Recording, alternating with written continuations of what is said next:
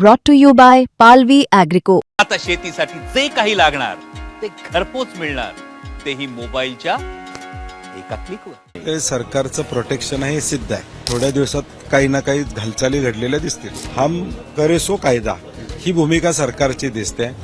नमस्कार, मी अभिजित करंडे. मुंबई तकमध्ये आपल्या सर्वांचं स्वागत आहे. अधिवेशनाचा पहिला दिवस आहे आणि हे सलग मला असं वाटतं तिसरं अधिवेशन आहे की ज्याला विरोधी पक्ष नेता नाहीये.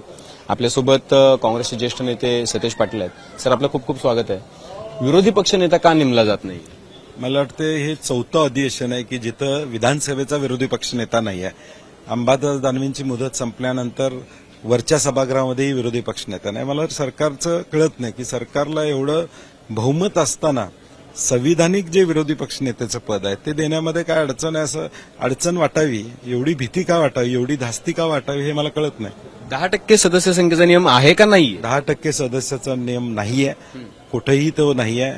दिल्लीमध्ये ज्यावेळी आम आदमी पार्टीचं सरकार आलं, भाजपचे 3 आमदार होते, त्यावेळी विरोधी पक्षनेतेपद दिलं गेलेलं आहे. तर मला वाटतं एक डिक्टेटरशिप कडं महाराष्ट्र आता गेलाय, चाललाय म्हणता येणार नाही. कारण की आता हम करे सो कायदा ही भूमिका सरकारची दिसते.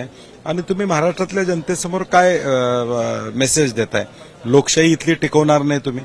राज्यामध्ये, देशामध्ये लोकशाहीच्या माध्यमातून सरकार येतात, ती बी आता ते पण कशी येतात हे आता वोट चोरीतून सिद्ध झालेलं आहे. आणि म्हणून मला वाटतं किमान स्वर्गीय यशवंतराव चव्हाण साहेबांनी महाराष्ट्राचा मंगल कलश आणला. किमान त्याची बूज राखायची असेल, किमान ती प्रतिष्ठा ठेवायची असेल तर किमान हा निर्णय घ्यावा अशी आमची अपेक्षा आहे. ते म्हणतात की हा निर्णय सर्वस्वी अध्यक्ष आणि सभापतींचा. मला वाटते मी त्यांचा या ठिकाणी सन्मान करतो. आम्ही अध्यक्ष आणि सभापती दोघांनाही भेटलेला आहे. त्यामुळे मग त्यांनी निर्णय घ्यायला काय अडचण आहे असं मला वाटत नाही.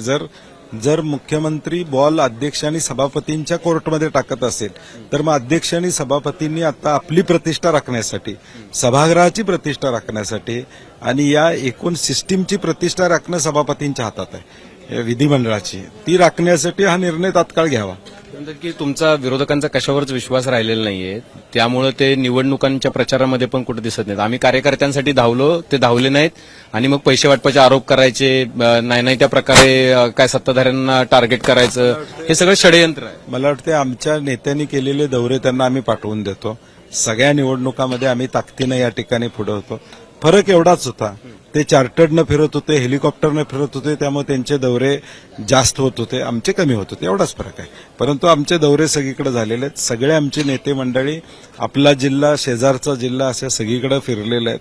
त्यामुळे प्रचारात नव्हतं का होतं हे 21 तारखेला निकालामध्ये लक्षात येईल. महाविकास आघाडी खर्च वाढला इलेक्शनचा या काळामध्ये? नाही, 100%. एकूणच जे आपण बघतोय सगळीकडं,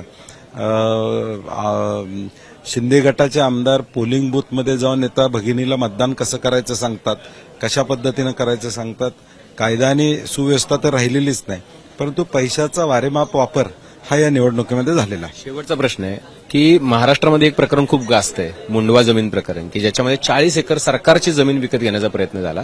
त्याच्यामध्ये उपनिबंधकांना अटक झाली. त्याच्यामध्ये ज्यांनी ती विकण्याचा प्रयत्न केला ते शीतल तेजवानींना अटक झाली. पण ज्यांनी विकत घ्यायचा प्रयत्न केला त्या पार्थ पवार आणि दिग्विजय पाटील यांच्यावर अद्याप कुठली कारवाई का होत नाही? हे सरकारचं प्रोटेक्शन आहे हे सिद्ध आहे. परंतु आता अमित शहाजी येऊन गेलेले आहेत, त्यांनी सांगितलेल्या कोबड्यांची गरज नाही. त्यामुळे थोड्या दिवसात काही ना काही हालचाली घडलेल्या दिसतील. तुम्हाला वाटते पार्थ पवारांवर कारवाई होऊ शकते? आता ज्याचा अर्थ असा कोबड्यांची गरज नाही ह्याच्यातून सगळं ओळखून जायचं. ठीक आहे. तर हे होते सतेज पाटील, यांनी सांगितलेलं आहे की कोबड्यांची गरज नाहीये. एका वाक्यातून भविष्यामध्ये पार्थ पवारांवरच्या कारवाईचे दरवाजे जे आहेत ते उघडलेले बघायला मिळतात. कॅमेरामन मंदारसह अभिजित, मुंबईत.